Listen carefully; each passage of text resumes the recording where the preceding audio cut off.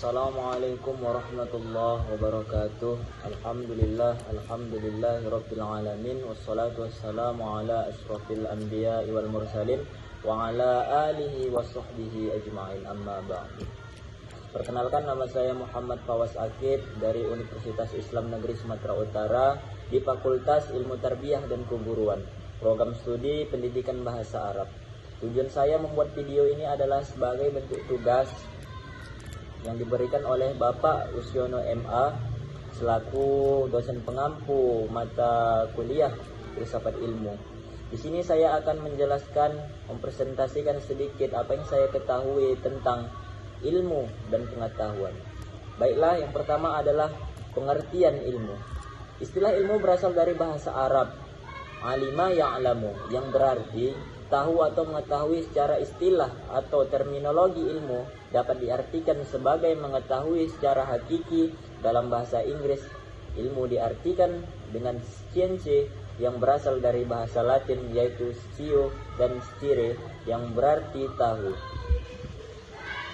Suhartono menjelaskan bahwa secara terminologis, ilmu adalah akumulasi pengetahuan yang sistematis, suatu pendekatan atau metode pendekatan terhadap seluruh dunia empiris, yaitu dunia yang terikat oleh faktor ruang, waktu, dunia yang pada prinsipnya dapat diamati oleh panca indera. Sedangkan De Langle mendefinisikan ilmu dalam dua bagian, yaitu yang pertama, ilmu merupakan sebuah istilah umum yang menyebutkan segenap pengetahuan ilmiah yang dipandang sebagai suatu kebulatan. Jadi ilmu mengacu pada ilmu seumumnya. Yang kedua, ilmu menunjukkan pada masing-masing bidang pengetahuan ilmiah yang mempelajari pokok soal tertentu. Ilmu berarti cabang ilmu khusus. Dilihat dari segi maknanya, terdapat dari tiga sudut pandang dalam ilmu pengetahuan. Yang pertama adalah ilmu sebagai pengetahuan. Artinya ilmu adalah suatu kumpulan yang sistematis atau sebagai kelompok pengetahuan teratur mengenai pokok soal atau subjeknya. Dengan kata lain, pengetahuan menunjukkan pada sesuatu yang merupakan isi substantif yang terkandung dalam ilmu.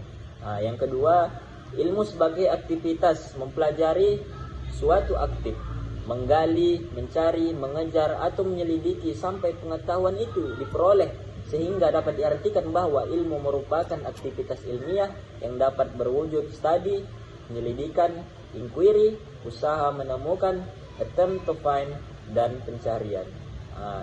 Ilmu sebagai metode, artinya ilmu adalah metode untuk menangani masalah-masalah atau kegiatan penelaahan atau proses penelitian yang mengandung prosedur yang serangkaian cara dan langkah ini dalam dunia keilmuan dikenal sebagai metode. Tiga tahap tersebut bertujuan pada satu hal, bahwa tujuan ilmu adalah mencapai kebenaran. Dan dalam pencapaian tersebut, ilmu memiliki karakteristik tersendiri yang harus diketahui, sehingga ilmu dapat dibedakan dengan pengetahuan, yaitu yang pertama, sistematisasi, yang kedua, keumuman atau generality, dan yang ketiga, rasionalitas, yang keempat, objektivitas, yang kelima, verifiabilitas, dan yang keenam, komunalitas. Karakteristik ilmu yang dikemukakan oleh De Langle merupakan pemahaman yang diyakini dalam tradisi intelektual barat.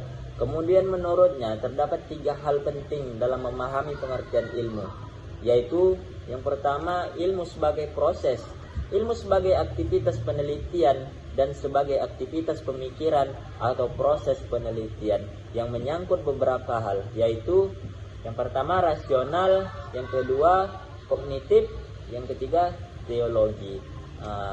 Dan ada pun yang kedua, ilmu sebagai prosedur, serangkaian metode ilmiah.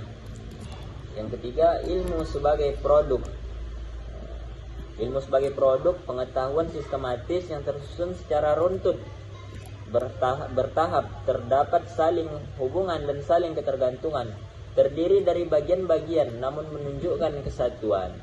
Gagasan yang dicetuskan oleh De Langle merujuk kepada konsep pengertian barat dan tentunya berbeda dengan pemahaman ilmu dalam perspektif Islam.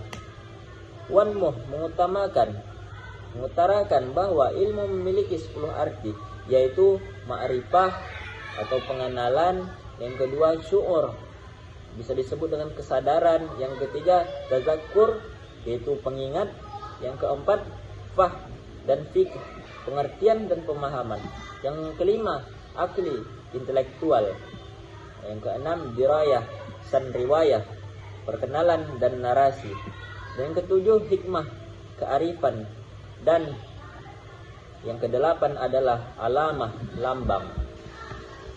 Selanjutnya adalah Henry Rappard dalam bukunya yang berjudul Pengantar Filsafat mengartikan pengetahuan dengan mengklasifikasinya menjadi 3 bentuk, di mana dari ketiga ini dapat menjadi apa yang dimaksud dengan pengetahuan, yaitu yang pertama, pengetahuan nir-ilmiah, yaitu hasil pencerapan dengan indera terhadap objek tertentu yang dijumpai dalam kehidupan sehari-hari.